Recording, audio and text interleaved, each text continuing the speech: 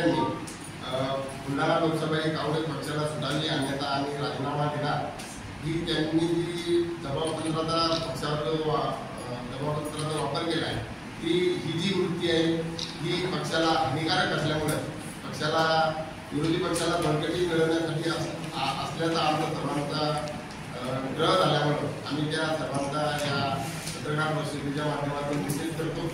तसेच एसटीने जो आदेश दिला तिथं जी पॉलिसी ठरलेली त्या पॉलिसीनुसारच सर्व तिकीट वाटप होणार आहे। त्यामुळं पक्षाने जो आदेश दिला तो आदेश आम्ही सर्व काँग्रेसची मंडळी आदरणीय राहुलजी गांधी यांच्या विचारावर चालणारी मंडळी असल्यामुळे त्यांचा आदेश आमच्यासाठी शिक्षावंत राहणार आहे। आमचं म्हणणं आहे की जर ते चुकीचं असेल तर त्यांच्यावर कारवाई सुद्धा करावी असं सुद्धा आमचं म्हणणं आहे। महाराज विषय असा असतो की जेव्हा इलेक्शन समोर आलेले आहे राहुलजी गांधी संपूर्ण भारत देशात आता न्याय यात्रा काढतायत आणि त्यांच्या माध्यमातून आपण सगळ्या घटक पक्षांना एकत्र करण्याचं काम करत आहोत।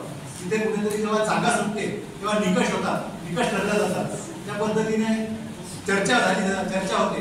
आता त्या चर्चा होऊन सरकारची जागा उभारण्याची असेल तर काँग्रेसने जी करायचं ते अंतर्गत करावं। आम्ही 2014 पासून ही जागा काँग्रेसला मागत आहोत। मी जिल्हा काँग्रेस कमिटीचा सरचिटणीस होतो, विजयामुळे जिल्हाध्यक्ष होते, त्यावेळेस पासून सुद्धा आज राहुल बोलले होते त्यांनी सुद्धा ठराव घेतलेला आहे। मी आजच्या जिल्हाध्यक्षांचं सुद्धा ते समर्थन तुम्हाला सांगतो की त्यांनी सुद्धा ठराव पाठवलेला होता की ही जागा काँग्रेसला देण्यात यावी। पण वरची जे चर्चा होतात ते चर्चा तुम्हालाही माहिती आहे कोणत्या पद्धतीने होतात आणि कशा पद्धतीने निकष लावले जातात।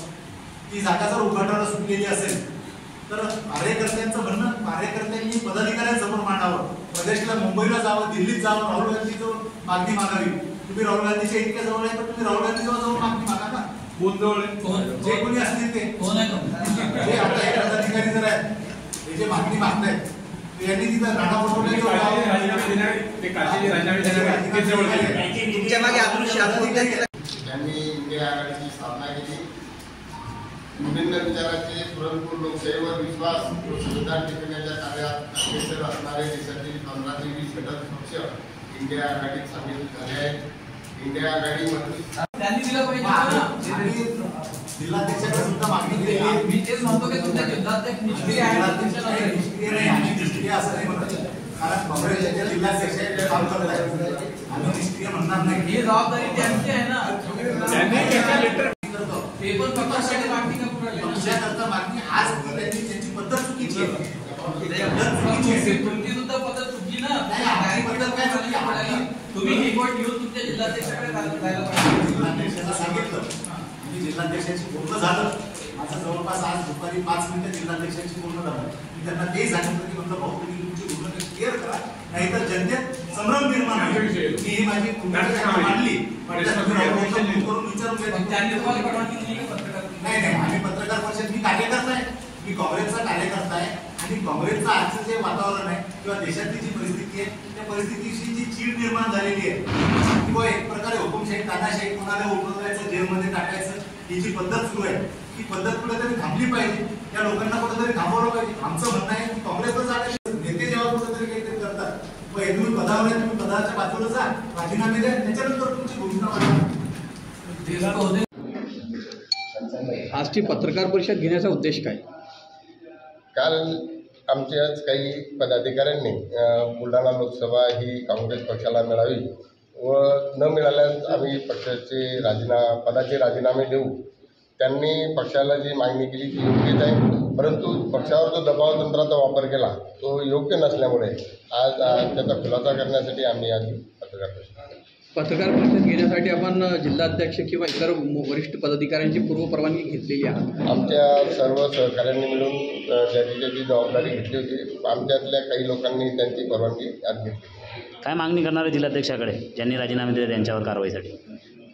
जिल्हाध्यक्षांकडे मागणी यायची की काँग्रेस पक्षाला ही लोकसभा मिळालीच पाहिजे, परंतु पदाधिकाऱ्यांनी त्यांना समज देण्यात यायला पाहिजे किंवा पक्षावर कोणताही दबाव तंत्र न वापरता मतदारांमध्ये कोणता संभ्रम निर्माण व्हायला नाही पाहिजे अशी खबरदारी म्हणून त्यांना सूचना करावी असेल। आपण सुद्धा राजकारणात आहात आणि आपली मागणी मान्य करायला दबावतंत्राचा वापर केला जातो हे सर्वश्रुत आहे. मग जर त्यांनी केलं तर त्याच्यात काय वाईट? ते काँग्रेसच्या फायद्यासाठीच करून राहिले ना. मागणी करणं योग्यच आहे, परंतु त्याचा कोणत्या पद्धतीने मागणी करायची हा एक वेगळा निकष त्यात कोणती पद्धतीने केली पाहिजे होती? आपल्या पक्षाकडे जायला पाहिजे, आपल्या पक्षांच्या वरिष्ठांकडे जायला पाहिजे, केंद्रातल्या मंडळींकडे जायला पाहिजे. तो पक्ष जिल्हाध्यक्षाकडेच गेलं ना ते. नाही, बरोबर आहे ना, त्यांनी त्यांची जी मागणी केली ती योग्यच केली, परंतु ते दबावतंत्र वापरलं त्यांनी पक्षाला. तुम्ही त्याला दबावतंत्र कसं काय म्हणू शकता? तुम्ही निषेध करताय का त्याचा? कार्यकर्ता म्हणून दबावतंत्रच होणार आहे. तुम्ही निषेध करताय? दिलं तर ही गोष्ट तर जिल्हाध्यक्षांनी सांगितलं पाहिजे ना की हे दबावतंत्र आहेत. तुम्ही पण एक कार्यकर्ता आहे किंवा पदाधिकारी आहे. तो त्यांचा प्रश्न आहे, तो त्याबद्दल काय खुलासा करायचा नाही करायचा ते करतील. तुम्ही निषेध करता त्यांच्या वृत्तीचा? त्यांनी दबावतंत्र जे वापरलं त्या दबावतंत्राचा निषेध. आणि त्यांच्या मागणीला समर्थन आहेत. समर्थन आहे. उमेदवार कोणी असो काँग्रेसचा. मी तर तुम्हाला एकदम सोप्या शब्दात सांगलाय की महाविकास आघाडीतर्फे कोणी आलं तर आम्ही जर काँग्रेसला सीट भेटली तर अर्थातच महाविकास आघाडीत काँग्रेस आहेच ना. आनंद आम्हाला सर्वात जास्त आनंद आम्हाला होईल, परंतु त्यापेक्षा जास्त आनंद आम्हाला असा होईल की महाविकास आघाडीचा उमेदवार इथं निवडून यावा. ही आमच्यासाठी सर्वात मोठी आनंदाची बाब आहे.